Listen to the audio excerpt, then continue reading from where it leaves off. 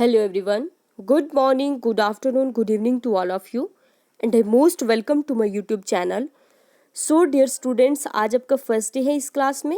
So again you are the most welcome in my class. BA BSc first sem आज हम start कर रहे हैं.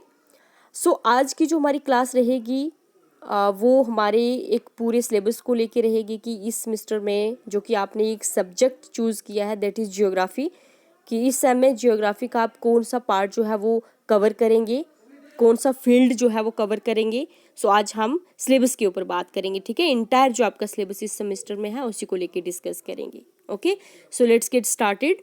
ओके, तो सिलेबस डिस्कस करने से पहले आपको थोड़ा पता होना चाहिए कि हम जियोग्राफी तो पढ़ रहे हैं. अब जियोग्राफी एक बहुत मतलब ब्रॉड सब्जेक्ट है, इसका बहुत वाइड स्कोप है. तो जियोग्राफी का भी कौन सा फील्ड जो है वो हम इस सेम में कवर करेंगे.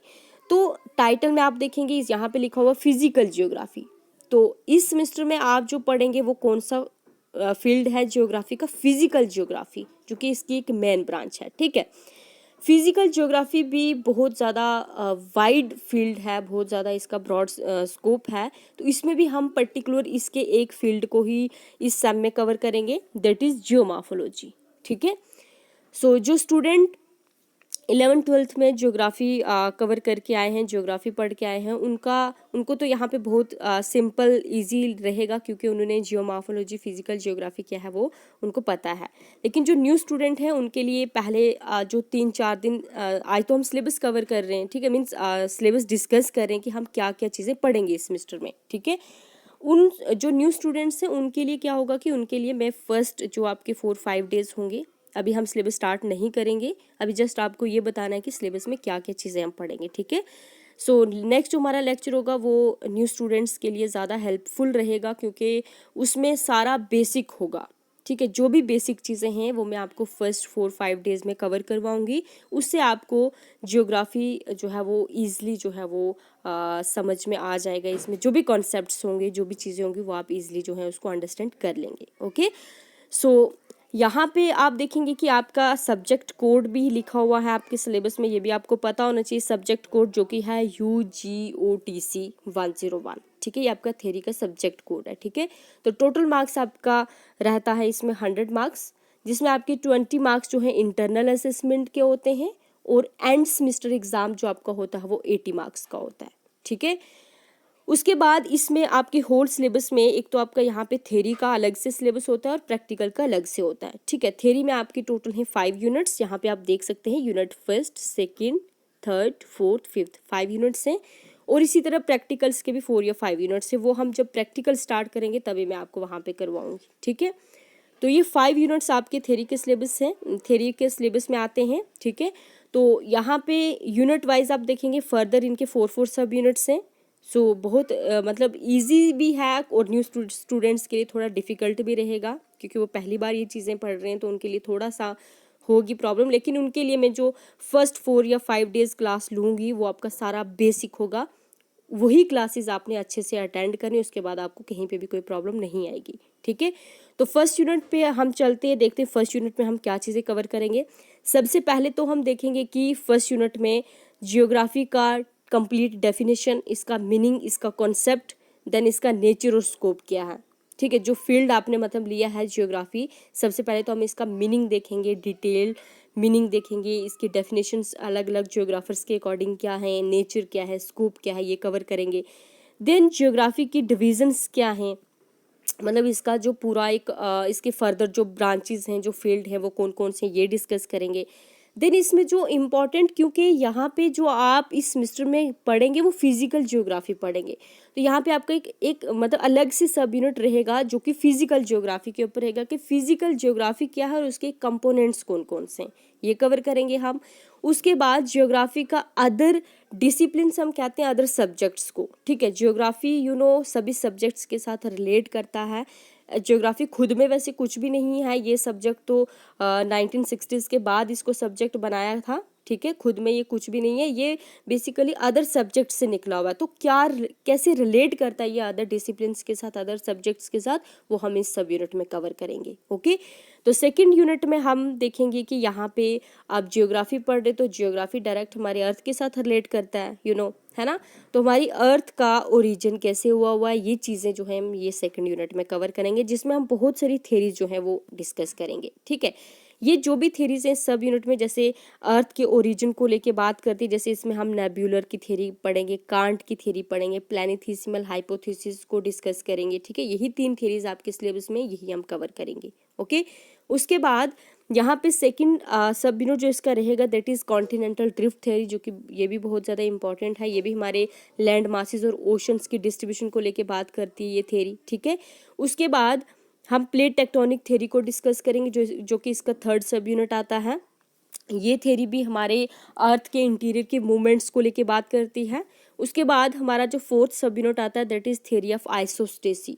तो थ्योरी ऑफ आइसोस्टेसी भी हमारे माउंटेन्स की स्टेबिलिटी को लेके बात करती है कि हमारे जो माउंटेन्स जैसे हमें देखते हैं हम कि ये स्टैंड है ना, तो ये स्टैंड कैसे हैं, स्टेबिलिटी कैसे है, मतलब खड़े कैसे हैं, तो ये सारी चीज़ें ये थ्योरी ऑफ आइसोस्टेसी जो है ये बताती है। ठीक है, ये हम कवर करेंगे। उसके बाद जो आपका थर्ड यूनिट आएगा that is geological time scale, इसका फर्स्ट सब यूनिट है। ठीक है, जियोलॉजिकल टाइम स्केल में हम अर्थ की एक पूरी हिस्ट्री देखेंगे कि हमारी अर्थ में मतलब कब इसका ओरिजिन हुआ और ओरिजिन से लेके आज तक किन किन चीज़ों का एवोल्यूशन हुआ है, ये चीज़ हम कवर करेंगे। देन उसके बाद नेक्स्ट सब यूनिट में हम अर्थ के इंटीरियर को लेके डिस्कस करेंगे कि हमारे अर्थ के इंटीरियर का स्ट्रक्चर क्या है, इसका कंपोजिशन क्या है, अर्थ के अंदर बेसिकली है क्या है। ठीक है, ये सारी चीज़ें कवर करेंगे। उसके बाद नेक्स्ट सब यूनिट में हम जो आपका आ जाएगा थर्ड यूनिट का that is earthquakes and volcanoes, concept, types and distribution. ठीक है, पहले तो हम अर्थक्वेक को डिस्कस करेंगे कि क्योंकि ये अर्थ के इंटीरियर से रिलेट करता है, अर्थक्वेक कैसे आते हैं, कितने टाइप्स के होते हैं, इनका डिस्ट्रीब्यूशन वर्ल्ड में देखेंगे कि कहाँ पे सबसे ज़्यादा अर्थक्वेक देखने को मिलते हैं। ठीक है, उसके बाद उसी तरह वॉल्केनोज का देखेंगे कि वॉल्केनोज कैसे इरप्ट करते हैं, हमारे अर्थ के अंदर कहाँ तक जो है हमें मैग्मा देखने को मिलता है। ठीक है, कितने टाइप्स के होते हैं वॉल्केनोज, और वर्ल्ड में कहाँ कहाँ पे जो है वो वॉल्केनोज हैं, मतलब कहाँ कहाँ पे मैग्मा मोस्टली इरप्ट करता रहता है। ठीक है, उसके बाद जो नेक्स्ट सब यूनिट इसमें हम कवर करेंगे that is rocks and there types. ये भी हमारे अर्थ के इंटीरियर के रिलेटेड ही है कि हमारे अर्थ में डिफरेंट टाइप्स की जो रॉक्स है वो कौन कौन सी हैं, उन टाइप्स को हम डिटेल में इसमें कवर करेंगे। ठीक है, उसके बाद हमारा फोर्थ यूनिट जो है उसमें हम जो फर्स्ट सब यूनिट में जो हम देखेंगे वो हमारा आएगा अर्थ्स मूवमेंट को लेके कि हमारे अर्थ के इंटीरियर में जो ये मूवमेंट्स होती रहती हैं, जो प्लेट टेक्टोनिक थ्योरी हमें बताएगी उन मूवमेंट्स के बारे में। वो जो मूवमेंट्स होती है उसमें हमने फोल्ड्स और फाल्ट्स का कॉन्सेप्ट पढ़ना है कि क्या होते हैं फोल्ड्स, क्या होते हैं फाल्ट्स, इनकी फर्दर जो टाइप्स हैं उनको डिस्कस करेंगे।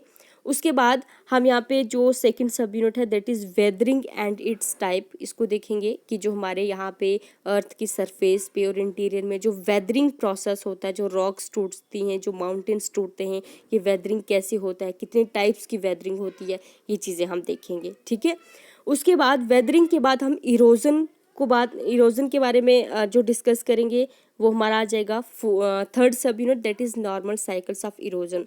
इस नॉर्मल साइकिल्स ऑफ इरोजन में हम पहले तो इरोजन का कॉन्सेप्ट पढ़ेंगे कि वेदरिंग के बाद इरोजन भी होता है, और इसमें जो नॉर्मल साइकिल्स हैं वो हमने इसमें दो जियोग्राफर्स जो हैं, जियोमॉर्फोलॉजिस्ट जो हैं, उनका कंसेप्ट डिटेल में पढ़ेंगे। इसमें मेंशन तो वैसे नहीं किया है, उसमें आपका एक आता है डेविस का कॉन्सेप्ट, ठीक है, और एक आपका आता है पेंक का कॉन्सेप्ट। ठीक है, ये दो कॉन्सेप्ट्स हम साइकिल ऑफ इरोजन में पढ़ेंगे। ठीक है, पेंक का कॉन्सेप्ट। ओके, सो उसके बाद जो हमारा आएगा last sub unit fourth unit का that is landslides and avalanches. ठीक है, टाइप्स एंड काजेज।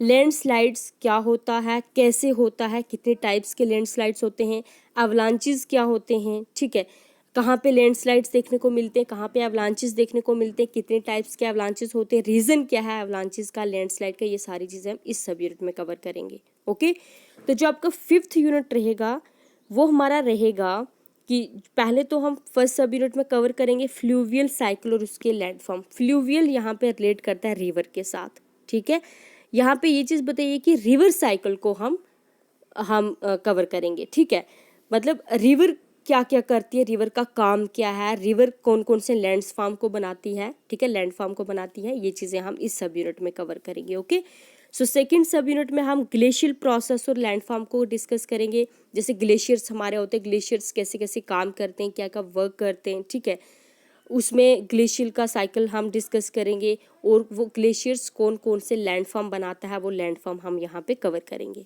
ठीक है। उसके बाद हमारा आता है karst process and landform. ये karst process and landform हमारा आता है अंडरग्राउंड जो हमारा वाटर होता है, ठीक है, ये कौन सा होता है, अंडरग्राउंड वाला, ठीक है। तो यहाँ पे अंडरग्राउंड जो हमारा वाटर होता है उसका क्या क्या काम होता है, वो कौन कौन से लैंड फॉर्म्स बनाता है, ये चीज़ हम इस सब यूनिट में कवर करेंगे। और जो हमारा लास्ट सब यूनिट है that is aeolian landform and process. तो इओलियन लैंड फॉर्म हम बोलते हैं जो हमारे एयर या विंड की वजह से मतलब जो लैंड फॉर्म बने होते हैं, मतलब हमारी एयर जो है वो क्या काम करती है, विंड क्या काम करती है, और वो जब मतलब एयर चलती है, विंड चलती है, तो तब वो कौन कौन से लैंड फॉर्म बनाती है, ये चीज़ें हम इस सब यूनिट में करेंगे, ठीक है। तो अब देखिए ये जो पूरा आपका कंप्लीट सिलेबस जो मैंने अभी आपको यहाँ पे 5 यूनिट्स का बताया है, ये 11th-12th क्लास में जिन बच्चों का जियोग्राफी था मोस्टली वो चीज़ें ये कवर करके आए हैं वहाँ पे। यहाँ पे इस क्लास में आपने डिटेल में ये चीज़ें कवर करनी है, जो कंसेप्ट है वो मतलब डिटेल में आपने पढ़ने हैं, ठीक है, अच्छे से कवर करने। तो जो न्यू स्टूडेंट्स हैं उनके लिए जो मेरे फर्स्ट 4 या 5 डेज जो रहेंगे वो इसी का बेसिक ही रहेगा, ताकि आपको ये चीज़ें, ये कंसेप्ट समझने में कोई प्रॉब्लम ना आए, क्योंकि ये बहुत इंपॉर्टेंट सिलेबस है आपका। फिजिकल ज्योग्राफी जो कि एक मेन ब्रांच है, उसका एक मेन फील्ड है जो कि आप इस सेम में कवर करेंगे, ठीक है।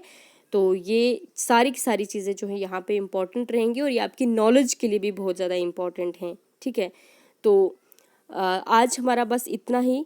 इसमें हमने आपके सिलेबस को, थ्योरी का सिलेबस जो है वो डिस्कस किया है। सो जो हमारा नेक्स्ट लेक्चर होगा वो हमारा कुछ बेसिक कॉन्सेप्ट्स का होगा जो कि ज्योग्राफी में, जो कि आपके सिलेबस में नहीं है, लेकिन वो आपको मैं इसलिए करवाऊंगी ताकि आपकी वो जो बेसिक चीज़ें हैं आपका पहले बेस स्ट्रॉन्ग हो जाए, उसके बाद ही आपको ये चीज़ें जो हैं ये समझ में आएंगी, ठीक है।